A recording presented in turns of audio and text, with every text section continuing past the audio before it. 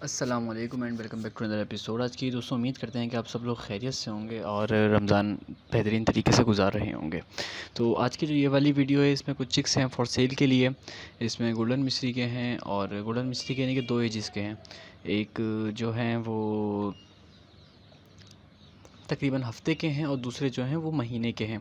तो ये दोनों के दोनों चिक्स की मैं आपको ज़रा रेट वगैरह बताऊंगा और साथ में मैंने आपको ये भी बताना है कि केज फार्मिंग अगर आप लोग करेंगे तो इसमें आपको क्या एडवांटेजेस हैं और किस तरीके से आपके लिए ये प्रॉफिटेबल है और किस तरीके से ये उन लोगों के लिए अच्छा है जो लोग छोटे स्केल के ऊपर घरों में फार्मिंग करना चाह रहे हैं और यानी कि बाहर फार्म की तरफ नहीं जाना चाह रहे।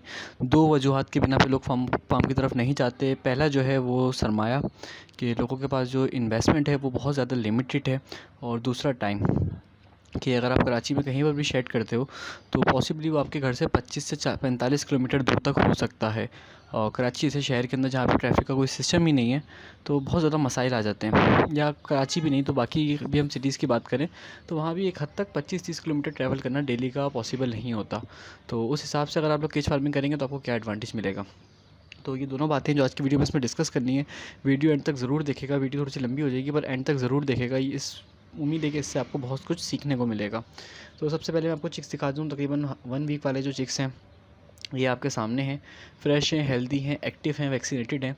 आपको इनकी कलर देख के और इनकी ज़रा फ्रेशनेस देख के अंदाज़ा हो रहा होगा कि चिक्स की कंडीशन क्या है। और इनके जो प्राइस हैं ये आपको 1 वीक का चूज़ा 45 रुपये का पड़ेगा। और उसके अलावा ये महीने वाले भी आपको मैं दिखा देता हूँ। ये केज के अंदर हम लोगों ने रखे हुए हैं और ये चूज़ा जो है ये आपको पड़ेगा 90 रुपये का। तकरीबन महीने का चूज़ा है। क्वांटिटी के हिसाब से रेट ज़्यादा या कम हो सकते हैं। अगर आपकी क्वांटिटी ज़्यादा हुई तो ज़ाहिर सी बात है रेट थोड़े से स्लाइटली निगोशिएबल होंगे, और क्वांटिटी आपकी बहुत ज़्यादा कम हुई यानी कि 100-50 हुई तो फिर रेट यही होंगे। तो यही तो दोनों चीज़ें मैंने आपको बता दी हैं वीडियो के अंदर। चिक्स आपके सामने हैं, माशाल्लाह से हेल्दी हैं। दोनों के साइज़ भी आप देख सकते हैं, अल्हम्दुलिल्लाह अच्छा साइज़ है और ग्रोथ भी इनकी माशाल्लाह से काफ़ी अच्छी है। तो अब बात करते हैं केज की। देखें अब हम लोग जो थे, मैं जैसे फार्मिंग कर रहा हूँ पिछले 4-5 साल से, तो मैंने 3-4 दफ़ा फार्मिंग करी है, फार्म्स करे हैं बेसिकली, और उसमें हर दफ़ा मुझे नुकसान हुआ है। रीज़न ये था कि आप कुछ भी कर लो आप मैनेज नहीं कर पाते। आपके घर से दूर होने की वजह से आप कहीं ना कहीं अपने बंदों पे भरोसा करते हो और नॉर्मली ये इश्यूज़ फिर आते हैं। और ऐसा नहीं है कि मैं अकेला बंदा हूँ जो इस काम में सर्वाइव नहीं कर पाया हूँ।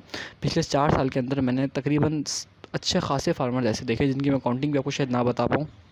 उनमें से 99% लोग फेल हुए हैं, सिर्फ 1% सक्सेसफुल हैं, वो भी बड़े लो मार्जिन के ऊपर।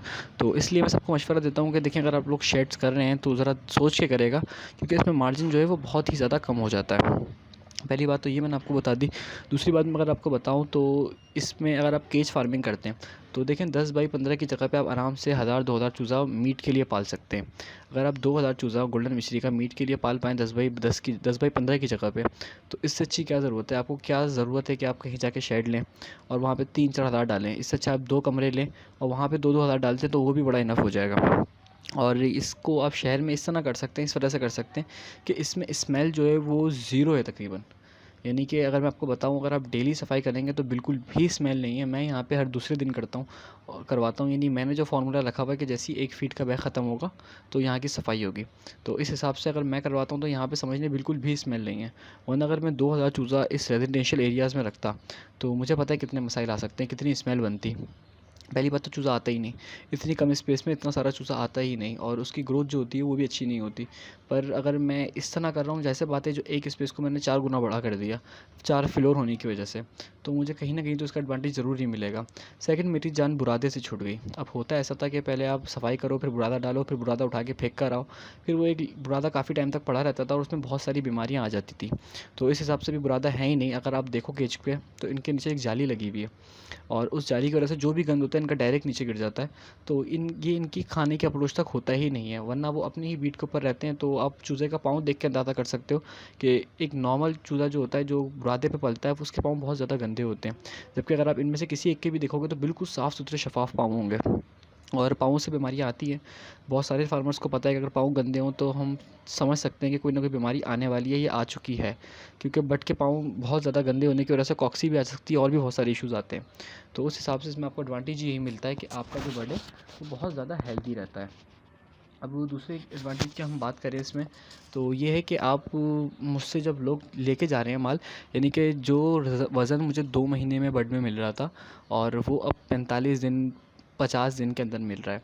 और यानी कि मेरे पास 40 दिन का जो चूज़ा ऑस्ट्रोलॉप का था, उसका वेट 450-500 ग्राम की एवरेज थी। 450 ग्राम की एवरेज तकरीबन 40 दिन के चूज़े में। तो इसका अंदाज़ा आप लगा सकते हो कि जबकि यही वज़न आपको तकरीबन 50 से 60 दिन के चूज़े में मिलता है।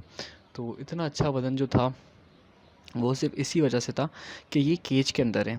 तो अब केज के मैं ज़रा आपको फ़ायदे समझाता हूँ कि सॉरी 35 दिन के अंदर मुझे वो रिज़ल्ट मिला था। अब मैं ज़रा आपको समझाता हूँ उसके पीछे वजह क्या है, और यही बात मैंने बहुत डिटेल के अंदर अपने वीडियो कोर्स के अंदर भी बताई है कि किस वजह से आपका बर्ड अच्छी ग्रोथ ले सकता है केज के अंदर। अगर आपको नहीं पता हमारे वीडियो कोर्स का, तो मैं आपको एक शॉर्ट सा इंट्रो दे देता हूँ कि हमारा एक पेड वीडियो कोर्स है जिसके अंदर बहुत सारी चीज़ें ऐसी हैं जो फार्मर्स को बेसिक्स पता होनी चाहिए। ये उन लोगों के लिए है जो फार्मिंग सीखना चाहते हैं।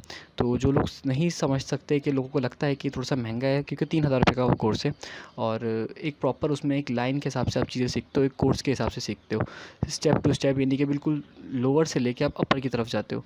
तो ये उनके लिए एक बड़ी अच्छी चीज़ है जो लोग सीखना चाहते हैं। बाकी ज़रूरी नहीं है, अगर आपको नहीं सीखना तो कोई इशू वाली बात नहीं है, आप ऑनलाइन भी सीख सकते हो। बस उसमें यही है कि आपको रैंडम वीडियोस मिलेंगी। तो अभी हम बात करें अगर इसकी केज की, तो केज में होता ऐसा है कि बर्ड जो है, सपोज़ करें उसने सिर्फ 100 ग्राम फीड खानी है, ठीक है ना। एक बर्ड ने 100 ग्राम फीड खानी है, वो चाह के भी 200 ग्राम नहीं खा सकता, उसकी पेट की इतनी कैपेसिटी है ही नहीं। पर अब वो 100 ग्राम जो है ना, उसमें से वो अच्छी खासी फीड जो है अपने बॉडी वेट में उसको लगानी चाहिए। पर होगा ऐसा कि जब वो बर्ड बहुत ज़्यादा मूव करेगा, इधर उधर भागेगा जाएगा, तो वो अपनी एनर्जी अच्छी खासी लूज़ कर देगा। जब वो अपनी अच्छी यानी कि वो एनर्जी जो उसको अपने वज़न में लगानी चाहिए थी, वही एनर्जी वो भाग दौड़ में ज़ाया कर रहा है। तो इसके पीछे रीज़न क्या होता है, यानी क्या वो भाग दौड़ में ज़ाया कर रहा है, तो अब वो एनर्जी बजाय उसके जिस्म पे लगने के भाग दौड़ में ज़ाया होगी, तो वो उस हिसाब से वेट नहीं कर पाएगा। अब यहाँ पे तो बर्ड के पास जगह ही इतनी लिमिटेड है कि वो भाग दौड़ ही नहीं सकता। अगर हम बुरादे वाली जगह पे उसकी जगह कम करें, तो इसमें इशू ये आता है कि बर्ड एक दूसरे पे चढ़ना शुरू हो जाता है। पर यहाँ पे इतनी छोटी सी जगह है ना कि लिमिटेड बर्ड एक दूसरे पे चढ़ भी नहीं सकते। तो इस वजह से हमें अच्छा खासा वेट मिला। सेकंड, बीमारियाँ अल्हम्दुलिल्लाह बिल्कुल ही ख़त्म हो गई और बिल्कुल ही इससे टेंशन ख़त्म हो गई। और तीसरा जो मैं आपको बताऊँ सबसे अच्छी चीज़, कि इसकी मैनेजमेंट बहुत आसान हो गई। मैं फ़ार्म करता था तो मेरी आदत थी कि मैं एक दिन जाता था, 2-3 दिन तक वहीं रहता था अक्सर, फिर उसके बाद 1-2 दिन छुट्टी ले लेता था, क्योंकि दोबारा भी जाने में जैसे बात है, कुछ घर के भी काम चीज़ें होती हैं और भी 10 चीज़ें होती थी।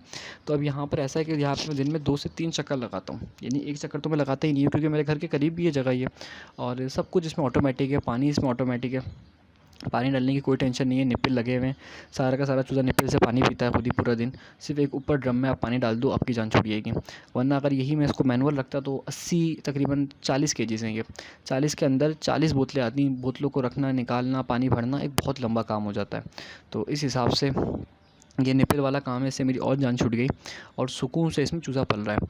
बाकी इसमें और डिटेल में इसकी मैं वीडियोस बनाऊंगा कि इस केज की और चीज़ें क्या क्या हैं। और इसके अलावा अगर मैं आपको साइज़ का इसका बताऊं, तो इसका जो सिंगल केज का साइज़ है वो 3 बाई 3 का केज है, यानी कि 3 फीट चौड़ाई है उसकी और 3 फीट ही उसकी लंबाई है। और अगर हम उसकी हाइट की बात करें, तो हाइट सिंगल केज की तकरीबन 1.5 फीट के करीब है। तो एक अच्छा बड़ा साइज़ है, 17-18 इंच के करीब इसकी हाइट है। और इसमें एडवांटेज ये है ना कि आप इसमें कुछ भी पाल सकते हो, आप ब्रॉयलर भी पाल सकते हो अगर आपका मूड हो रहा है, क्योंकि बीमारी है नहीं, सेम चीज़ पली हुई है। आप इसमें सिवाय अंडे वाला बर्ड नहीं रख सकते, अंडे वाला बर्ड रखोगे तो ज़ाहिर सी बात है अंडे इसमें टूटने का डर है, पर अंडे वाला बर्ड ग्रो कर सकते हो आप इसके अंदर। और ये सारी चीज़ें मिलती हैं इंशाल्लाह। अंडे वाला केज भी हमारे पास आने वाले हैं, अगर कोई बनवाना चाहे तो वो भी कांटेक्ट कर सकता है।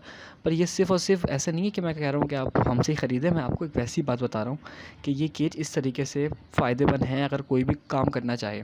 अभी देखा जाए तो पाकिस्तान में जो लोग छोटे स्केल पे इस पे बिल्कुल भी काम नहीं कर रहे, जबकि फ़िलिपिनो, इंडोनेशिया जैसी छोटी कंट्रीज़ भी आप देखेंगे तो वो लोग केज फार्मिंग ही प्रेफर करते हैं।